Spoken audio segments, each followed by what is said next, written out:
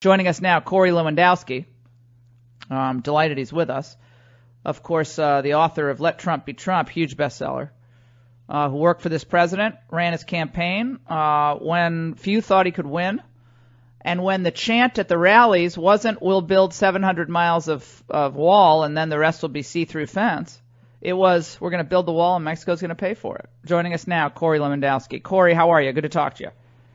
I'm great to be on with you. Thank you. How are you today? Tell me what you can take issue with what I just said, or you can pick it apart. But I can tell you, I have a board full of callers right now who are ready for bear here. They're loaded for bear, and Laura, they didn't like what this. they saw or heard yesterday, in part at that meeting. And I've got to say, now that I've had a chance to watch the whole thing, I'm not wild about it either. But go ahead. Intellectual honesty is something that you have always been accused of having, and it's very important. I think I'm the same way, and I tell people the truth whether they like it or not. I thought Donald Trump was masterful yesterday when it came to bringing the cameras in and putting these Democrats on television to say, hey, we want to solve a problem, okay? But the way we solve the problem is from a position of strength, and that position of strength is fulfilling the campaign promise to build a wall on the southern border. And there is a way that that can be done. It is something he pledged to do, and it's something that he must do in order to fulfill the promises he made on the campaign. That's what the American people elected him for. When he said this should be a bill of love, Corey, and I know you're pals with the president, and I like the president, and he's a friend of mine too, but sometimes friends have to do a little friendly intervention when you go off the rails. And when he starts talking about, it's a bill of love, what? That's exactly what he laughed at Jeb for saying. Why are we saying the same thing at Jeb? Well, you have to remember, right? Here's where we are now. It's amazing. The Democrats are poised to take back the House in 2018 in the midterm elections. We've got 31 incumbent Republican members of Congress who've already said they're not seeking. Wait, we're losing you there, Corey. You still there? Is Corey there? Okay, we're going to reconnect with Corey. Let's go to the lines. Barrett in Washington, line 2. Barrett. Hey, Laura, I don't wake up at 6 a.m. if I'm not sounding alarms here in Seattle for you guys because I just got off at 2. Yes, I'm very worried about what's going on. Lindsey Graham, hearing those words, I was like, oh, my God, I can't wait to hear Laura tomorrow. So that's where I'm saying. And then you just mentioned something about Christine Nielsen's tweet today. That also freaks me out. I appreciate it, my friend. It is. I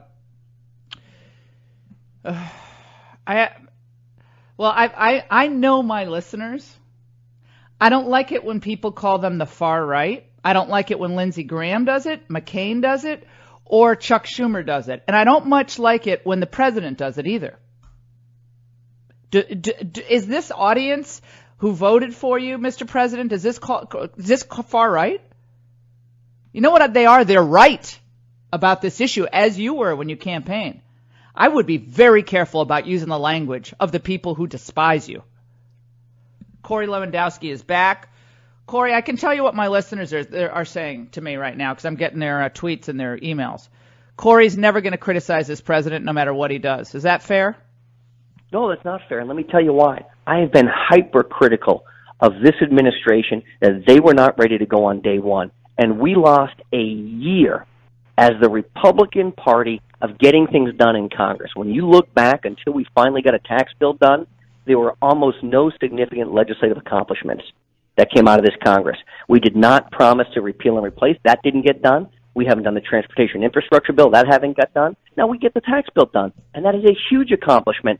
But, Laura, this president campaigned on, and I ran a campaign on making promises to the American people that have to be fulfilled. And if those promises aren't fulfilled, I think what you will see at the ballot box in November is the Democrats will take back this House, and if they do that, do not kid yourself. They will immediately move to articles of impeachment against the President of the United States. They're not openly talking about it, but that is what their agenda is.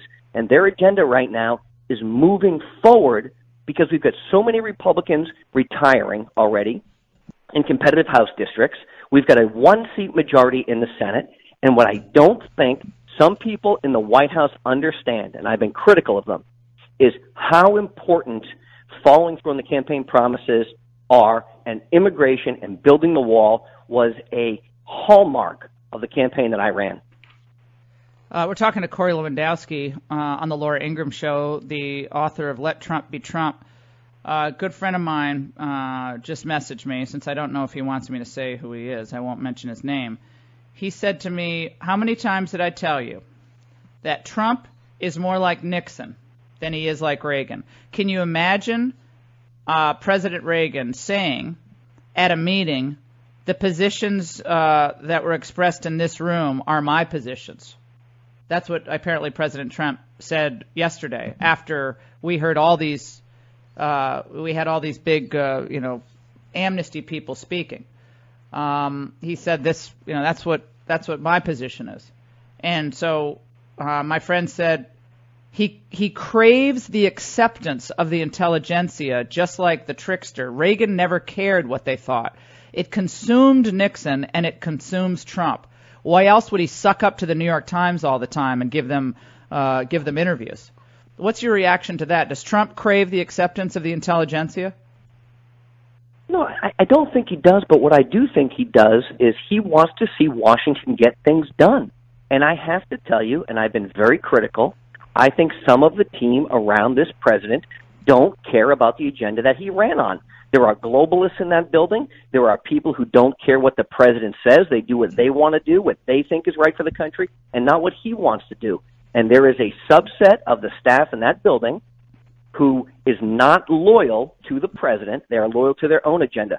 If you go look at the people like Stephen Miller, who is a hardliner on this issue, right? We saw him this weekend on the television. He's lost the battle. He's lost the battle here, though, right? He argued for no amnesty. He lost that battle inside the White House.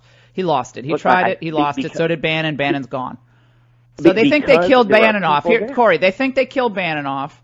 You didn't come into the administration. Here are the people who are Corey, Dave Bossie, Bannon, Miller's still there, Julia Hahn's still there. But there are basically two people inside that White House, as far as I can tell, who are really the conservative populists. And then you got Lighthizer, who's great, Stephen Vaughn, who's great.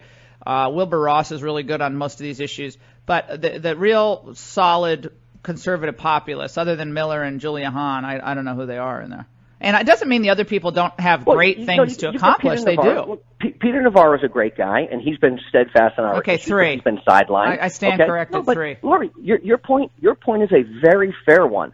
And what we have to understand is that you remove the Bannons of the world and the Dave Bossies and the Corey Lewandowskis and those type of people who understand, at least at some degree, what the movement was that we identified early that the Trump team knew and that Donald Trump had his finger on, and you run in the opposite direction of that because you think that that's what the Democrats are going to do and support you, you're sorely mistaken. The Democrats will do nothing to support this president. They will make him fight on an issue that they don't care about. Then they will say no after he has basically given up all of the good talking points, and that's and they'll cut you off at the knees.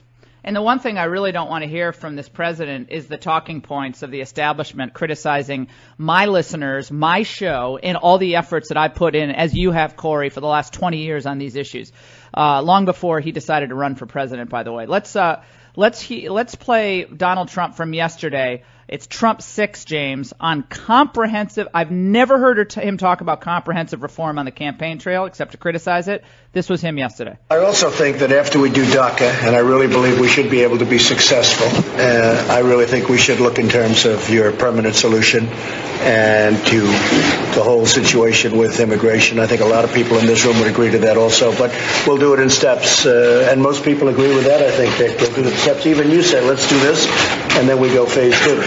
Yeah, Dick Durbin in here. 2 peas in a pod. That's what Durbin wants. Go ahead. Laura, these Democrats have been the giant obstacle to everything this president has tried to achieve, and what they are now doing is trying to put him in a position where he has moved so far to the left on this issue that it will never be far enough. They will never support him, and they will use this issue to run against him in the midterm elections, and they will do it very successfully. So there is no value of trying to negotiate with the Democrats on this issue because they will never support you. They will never support the Republican agenda. They will never support the Trump agenda in Congress. One other thing, Corey, before we let you go, I also think that what they are doing, and I can tell you from my tweets and Facebook page right now, people are extremely concerned that they are going to be demoralized. Demoralizing those Trump supporters who have stuck by you through thick and thin, through Billy Bush and John McCain and Khizr Khan and Judge Curiel and all. They stuck with him only to hear him yesterday talk about the far right and to spoon with the people who despise all of those core Trump supporters and call them racist, xenophobe, and everything else because they believe in border enforcement. So you drive a wedge between Trump and those voters, and you're done. Laura, this goes back to the people that are surrounding the president in that building, okay? Look at the people who are in that building. And if you think more than 5 of them were either still on the campaign or were supporting this president prior to him becoming the president, you're sorely mistaken. They weren't there. Their agenda is a different agenda. Their agenda is having illegal products dumped on our soil, closing coal plants. Everything that Trump campaigned against is what their agenda is because they're globalists. That's a problem, and the only person that can fix that problem is the President of the United States. He better do right by these people. Corey Lewandowski, by the way, you might want to check out at the my show last night where Scaramucci, I caught him because on Tapper he said Trump's a globalist. He's a globalist. I saw that. What the hell? He's a globalist. Look, he campaigned against globalism. What a joke. So now he's a globalist. He's going over to Davos. Okay, this is what I voted for. 855-40-LAURA. Corey, love having you on. Come on TV. We'll talk to you soon. We'll take a break, close out this hour.